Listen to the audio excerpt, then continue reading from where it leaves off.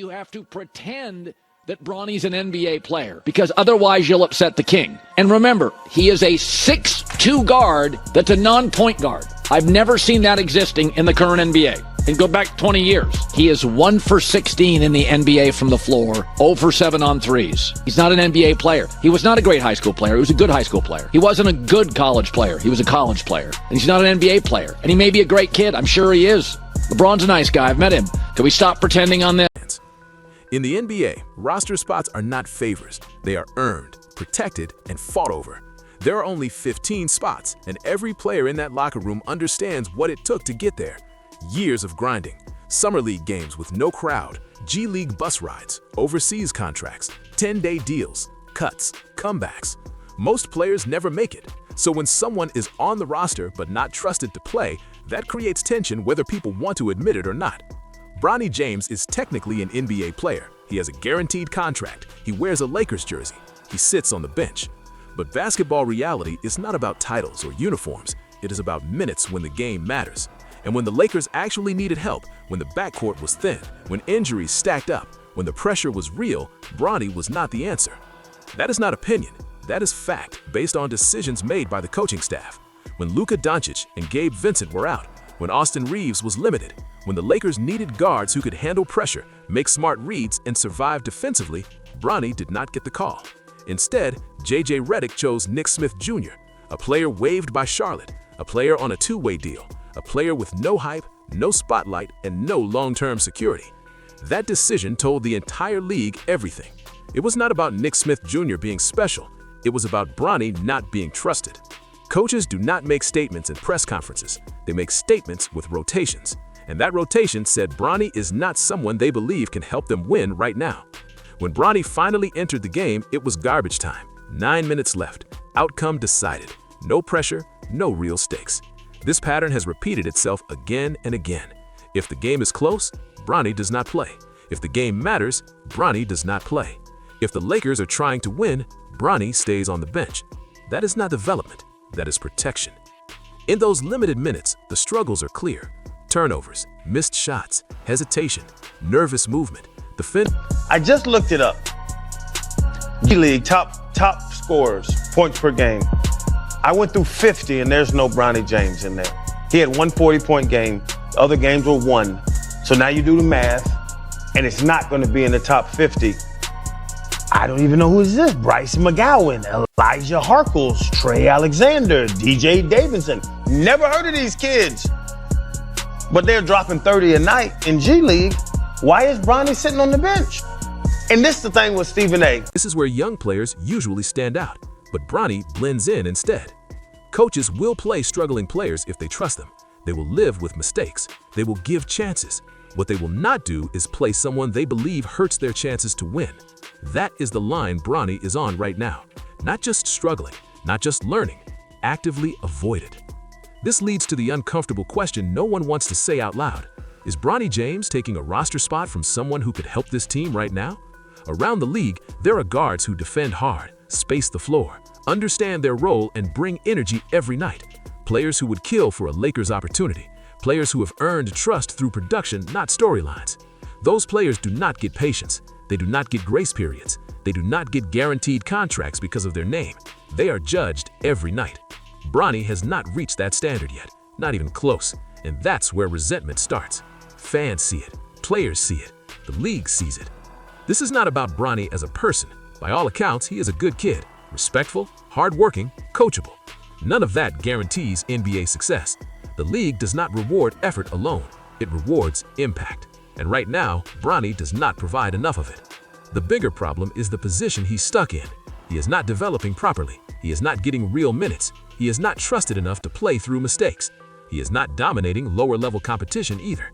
That is the worst place any young player can be. On the roster, but not part of the plan. Development requires opportunity. Opportunity requires trust. Bronny has neither right now.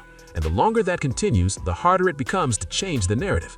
Young guards especially need reps. They need to fail in real games. They need confidence. Sitting on the bench and playing garbage time destroys rhythm and belief. The Lakers are in win-now mode. They are not rebuilding. They are not experimenting. They are chasing championships. Every rotation decision reflects that. When February comes and the trade deadline approaches, every roster spot will be evaluated coldly. Sentiment will not matter, storylines will not matter, only value. Bronny James right now looks like a question mark, not a solution, and that is dangerous for a player whose protection is tied directly to his father's presence.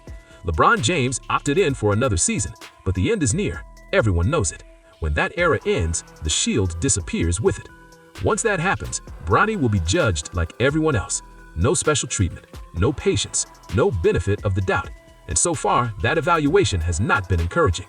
This does not mean Bronny can't become an NBA player. Development is not linear. Players improve at different speeds, but improvement requires a path. Right now, there is no clear path. There are players in the G League and overseas who are producing at a much higher level. Players dropping 30 points a night, players defending with pride, players who understand their role perfectly. This situation also puts an unfair spotlight on Bronny every single night. Every missed shot, every turnover, every quiet stretch gets magnified because of who his father is. That pressure alone would crush most young players. Imagine being 19 years old, still learning how to adjust to the speed, strength, and intelligence of NBA defenders, while millions of fans debate whether you even deserve to be there in the first place. That's not a normal development path. Most young guards are allowed to struggle in silence, hidden on rebuilding teams or in the G League where mistakes are part of the process. Bronny doesn't get games. He's 7 for 28 in 4 preseason games from the field. He's 2 for 13, I believe, from three-point range. He's got 8 assists and 8 turnovers. He's moving into year 2. This guy is not an NBA player. Now, Bronny doesn't have a defined NBA role. He's not being used as a defensive stopper. He's not being trusted to run the offense. He's not spacing the floor as a reliable shooter. Without a clear identity, every minute he plays feels like an audition rather than growth. That's a terrible position for any player to be in, especially one already under a microscope. When you watch how the Lakers handle other young players around the league, the contrast is striking. Coaches will live with mistakes if they believe a player fits a future vision. They'll let a rookie get cooked defensively. They'll let him miss open shots. They'll ride out ugly stretches because they believe the payoff is worth it. That simply hasn't happened with Bronny. His leash is incredibly short. One mistake and he's pulled. One bad stretch and he disappears for weeks. That tells you everything about the internal evaluation. It's not about patience, it's about trust, or more accurately, the lack of it. Another uncomfortable reality is how this affects the locker room dynamic. NBA players are professionals, but they're also human. They notice everything. They see who gets opportunities and who doesn't. They know when someone is protected and when someone is expendable. That doesn't mean they hate Bronny, but it does create tension. Guys at the end of the bench are fighting for their careers. For them, one rotation minute could mean a future contract. Seeing a guaranteed roster spot tied to a storyline rather than production can quietly eat away at team chemistry. No one says it publicly, but resentment doesn't need words to exist. The Lakers are in a win-now window, whether people want to admit it or not. LeBron is nearing the end. Anthony Davis's prime years are precious. Every season matters. Every roster decision matters. Carrying a developmental player who isn't ready is a luxury contender teams usually can't afford. That's why this situation feels so tense. It's not just about Bronny, it's about timing. If the Lakers were rebuilding, this wouldn't be an issue. He could play 25 minutes, struggle, learn, and grow without consequences. But they're not rebuilding, they're chasing banners. This leads to the inevitable trade deadline conversation. Front offices don't think emotionally, they think strategically. They look at contracts, flexibility, and roster balance. A guaranteed spot that isn't contributing becomes a problem to solve. That doesn't mean Bronny's getting shipped tomorrow, but it does mean his name will come up internally. Not because of who he is, but because of what the team needs. Depth, defense, shooting, reliability. If a move presents itself that helps the Lakers win now, sentiment won't outweigh logic forever. It's also important to talk about the G League option honestly. There is nothing shameful about developing there. Many solid NBA players spent real time in the Last night came in, 3 turnovers, 0 for 5, looked terrified, nervous, and the Sixers, you can't fool players, went right after him. This continues to be an unserious story.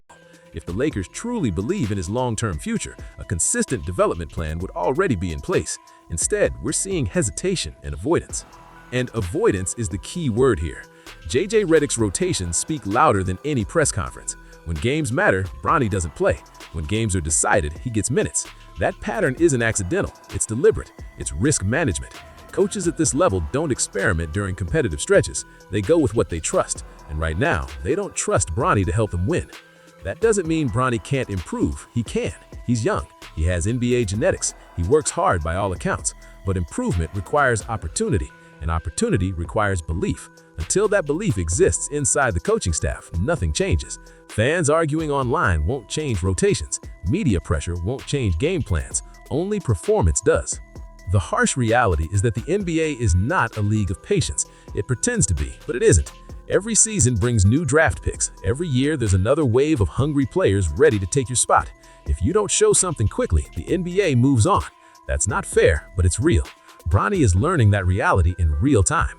What makes this story so uncomfortable is that it doesn't have a clean villain. There's no evil coach, no malicious front office, no lazy player. It's just a collision of expectations, timing, and reality. The story was always bigger than basketball. A father-son duo, a historic moment, a feel-good narrative. But the NBA doesn't operate on stories. It operates on results. As this season continues, the pressure will only increase. Every DNP sparks debate. Every garbage time minute fuels criticism. Every injury raises the same question. Why not Bronny? And unless something dramatically changes on the court, the answer will remain the same, because they don't trust him yet. That's the real reality check. Not the stats, not the headlines, not the debates. Trust is the currency of the NBA. And right now, Bronny James doesn't have enough of it.